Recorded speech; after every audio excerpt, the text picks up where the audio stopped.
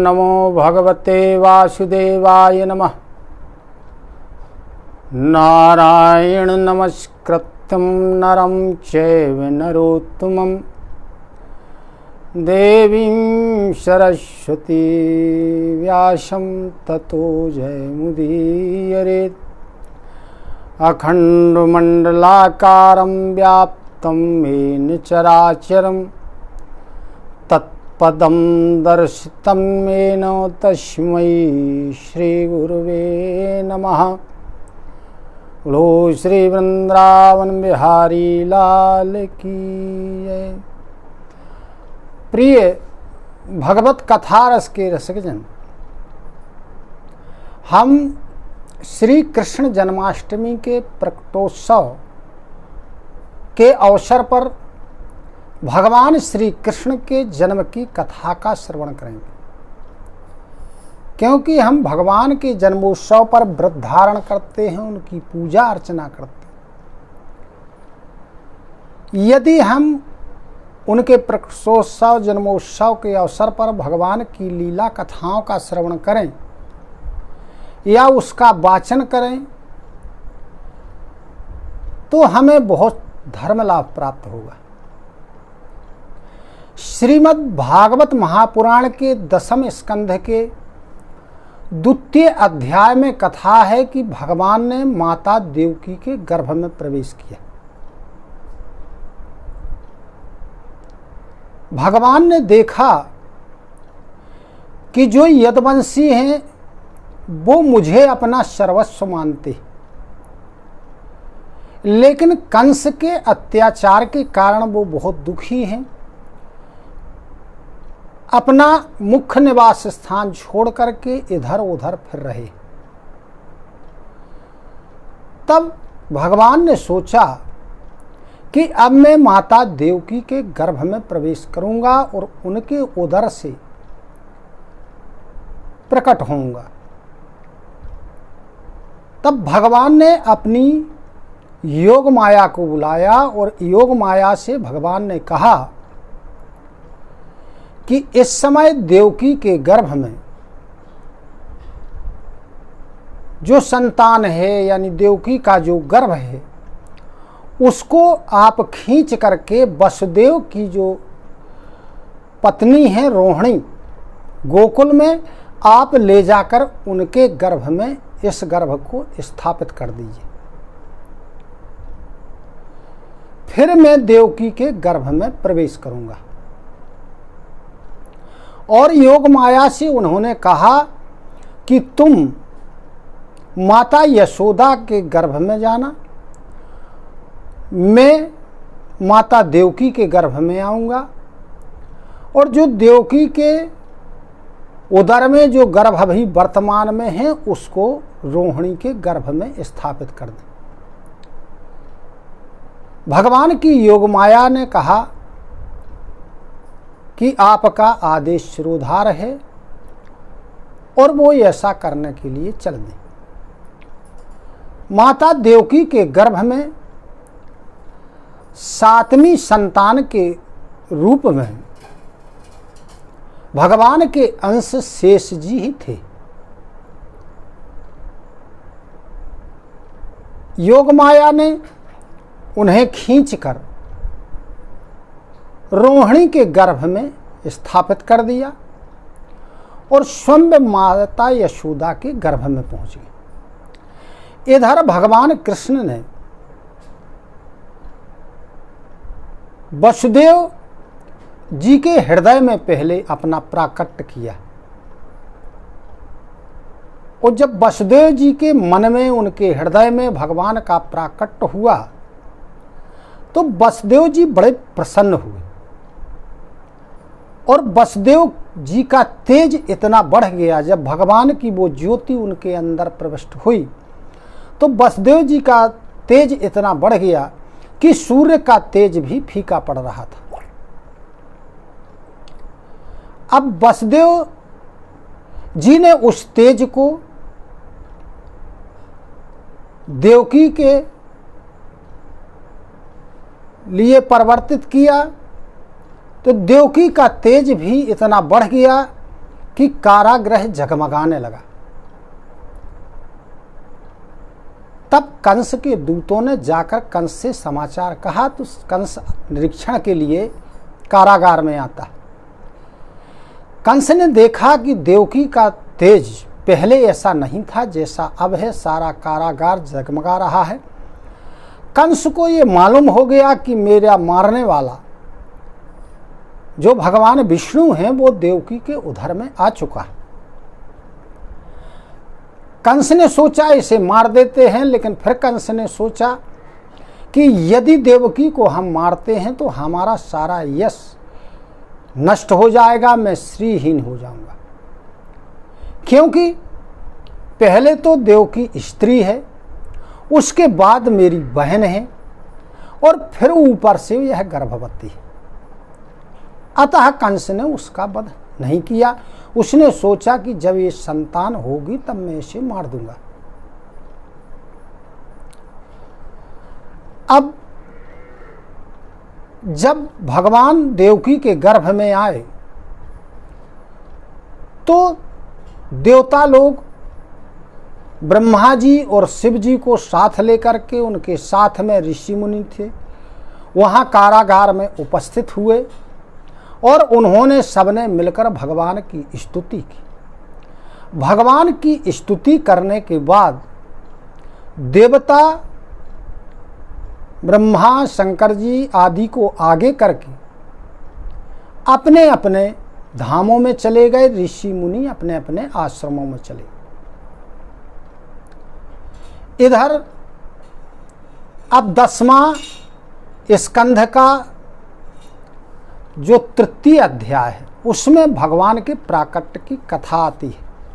यहाँ महाराज सुखदेव जी राजा परीक्षित को कथा सुना रहे हैं और सुखदेव जी राजा परीक्षित से कहते हैं कि हे परीक्षित, अथ सर्वगुणोपेतः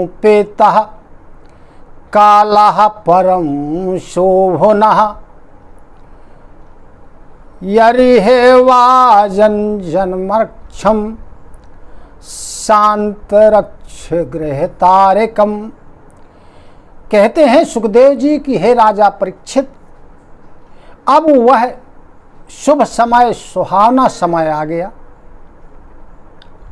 रोहिणी नक्षत्र था, आकाश में सभी नक्षत्र ग्रह तारे आदि बड़े शांत थे, स्थिर हो गए। दिशाएं स्वच्छ हो गई, नदियों का जल स्वच्छ हो गया। रात्रि के समय भी सरोवरों में कमल खिल गए। शीतल मंद सुगंध, पवन चलने लगी, पक्षी चहकने लगे, भौरे गुनगुनाने लगे। देवता और ऋषिगण पुष्पों की वर्षा करते हैं। सिद्धचारण भगवान के गुणों का गान कर रहे। बादल जो जल से भरे हुए हैं मंद मंद गर्जना करते हैं। ऐसा लगता है कि भगवान के प्रकटोत्सव के समय वो नगाड़े बजा रहे। जन्म मृत्यु के चक्र से छुड़ाने वाले प्रभु के अवतार का समय था। उसी समय सबके हृदय में विराजमान रहने वाले भगवान विष्णु देव रूपिणी माता देवकी के गर्भ से प्रकट हुए। अब वसुदेव जी क्या देखते हैं जब भगवान प्रकट होते हैं माता देवकी के गर्भ से, तो वसुदेव जी ने देखा तमद्भुतम बालकमंबुजे क्षणम चतुर्भुजम शंख गदायुधायुधम श्रीवत्सलक्षम गलक्षोभिकौस्तुभम पीतांबरम सांद्रपयोदशोभगम। वसुदेव जी देखते हैं कि उनके सामने एक अद्भुत बालक है। कैसा अद्भुत? जिसके कमल के समान नेत्र, बड़े बड़े 4 भुजाएं जिनमें शंख चक्र गदा पद्म लिए हुए हैं, गले में कौस्तुभ मणि, हृदय में वक्षा स्थल में श्रीवत्स का चिन्ह, बाहों में बाजूबंद, कमर में करधनी की लड़ियां लटक रही हैं, हाथों में कंकन, किरीट कुंडल जो वैदूर्य मणि के पहने हुए हैं भगवान, काले काले घुंघराले बाल। उस समय भगवान की शोभा अपूर्व थी, जिसका दर्शन वसुदेव जी ने किया। वसुदेव जी ने जब इस रूप में भगवान को वास्तविक रूप में देखा तो पहले तो वसुदेव जी को विस्मय हुआ। इसके बाद उन्होंने समझा कि साक्षात भगवान पुरुषोत्तम ने मेरे यहाँ जन्म लिया है, प्रकट हुए हैं।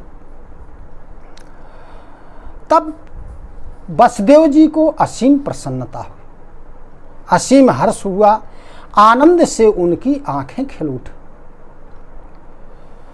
भगवान का प्रभाव जान लेने पर वसुदेव जी को जो कंस का भय था वह जाता रहा और उन्होंने अपना सिर भगवान के चरणों में झुका दिया और हाथ जोड़ करके वसुदेव जी भगवान की स्तुति करने लगे।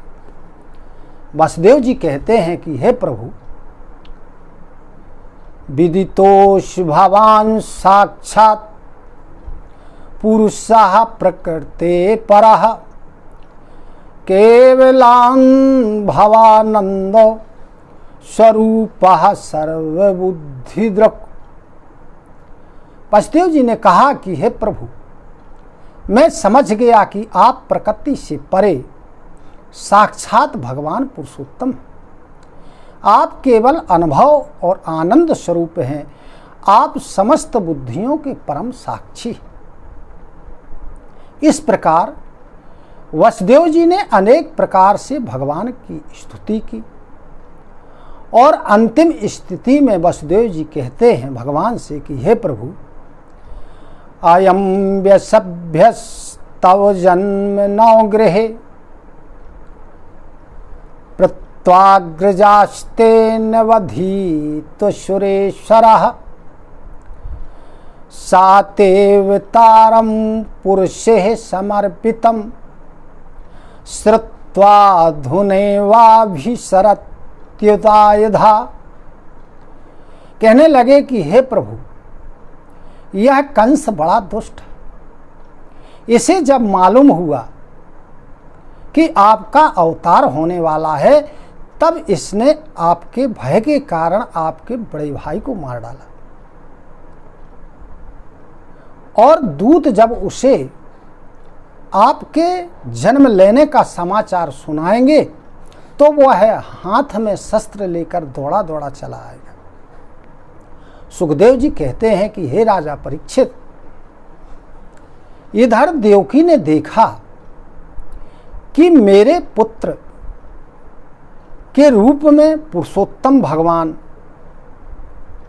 जो मेरे पुत्र हैं उनमें पुरुषोत्तम भगवान के समस्त लक्षण दिखाई दे रहे। तो माता देवकी को कंस का भय महसूस हुआ, किंतु वे फिर बड़े पवित्र भाव से मुस्कुराती हैं और भगवान की स्तुति कर रहे हैं। माता देवकी भगवान की स्तुति करते हुए कहते हैं, विश्वम यदे तत्स्तनो निशान्ते यथावकाशं पुरुषः परो भवान बिभर्ति सोऽयं मम गर्भगोदं दहो नृलोकस्य विडम्बनहि तत्। कहने लगी कि हे प्रभु, प्रलय के समय आप इस संपूर्ण संसार को अपने शरीर में वैसे ही धारण कर लेते हैं जैसे कोई मनुष्य अपने शरीर में छिद्र रूप आकाश को, वही परम पुरुष परमात्मा आप मेरे गर्भवासी हुए। यह आपकी अद्भुत मनुष्य लीला है। तब भगवान माता देवकी से कहते हैं कि हे देवी, त्वमेव पूर्व सर्गे भुः कृष्णः स्वयं भुवेशति तदायं सुतपा नामो प्रजापतिर्कल्मषः। भगवान ने माता देवकी से कहा कि हे देवी, पूर्व में स्वयंभव मनवंतर में तुम्हारा जब पहला जन्म हुआ था तब तुम्हारा नाम प्रश्नी था, और जो वसुदेव जी हैं इनका नाम सुतपा प्रजापति था। यह प्रजापति थे, सुतपा नाम था। जब ब्रह्मा जी ने तुम दोनों को संतान उत्पन्न करने की आज्ञा दी तब तुम लोगों ने बड़ा कठिन तप किया। तुम लोगों ने मुझ में चित्त लगाकर तपस्या करते करते देवताओं के 12,000 वर्ष व्यतीत कर दिए। तब मैंने प्रसन्न होकर तुम लोगों से वरदान मांगने के लिए कहा। तुम दोनों ने वरदान में मुझसे मेरे जैसा पुत्र मांगा, तो मेरे जैसा तो कोई है नहीं। तब मैं ही तुम दोनों का पुत्र बन करके आ गया। उस समय मेरा नाम प्रश्नी गर्भ पड़ा। इसके बाद तुम लोगों का दूसरा जन्म हुआ। दूसरे जन्म में तुम्हारा नाम अदिति था, और मैं फिर तुम्हारे पुत्र के रूप में पैदा हुआ। मेरा कद छोटा होने के कारण मेरा वामन नाम पड़ा। पूर्व में मेरा उपेंद्र नाम था, छोटे बालक। फिर लोग मुझे वामन कहने लगे। अब ये तुम दोनों का तीसरा जन्म है, और इस तीसरे जन्म में फिर तुम्हारे पुत्र के रूप में मैं प्रकट हुआ। और फिर देवकी वसुदेव के देखते देखते भगवान ने शिशु रूप धारण कर लिया। जब भगवान ने शिशु रूप धारण कर लिया और वसुदेव जी को भगवान ने प्रेरित किया, तो वसुदेव जी ने कारागार से भगवान श्री कृष्ण को लिया। हथकड़ी बेड़ी आदि अपने आप खुल गए। दरवाजे जो बंद थे, ताले पड़े हुए थे, सब खुल गए। यमुना जी में जल की बाढ़ आई हुई थी, लेकिन यमुना जी ने भगवान के चरणों का स्पर्श करने के बाद वसुदेव जी को निकलने के लिए रास्ता दे दिया। वसुदेव जी जाते हैं। जाकर के उन्होंने सोती हुई माता यशोदा की सैया पर भगवान को सुला दिया, और वहाँ से उस कन्या को लिया। कन्या को लेकर के वसुदेव जी वापस कारागार में आते। वसुदेव जी के वापस कारागार में आने के बाद सारे दरवाजे बंद हो जाते हैं, ताले लग जाते हैं, हथकड़ी और बेड़ियां पड़ जाती, और जो ये रहस्य था ये कोई जान नहीं पाया। अब उधर भगवान का जन्म नंद बाबा यशोदा के वहाँ हुआ।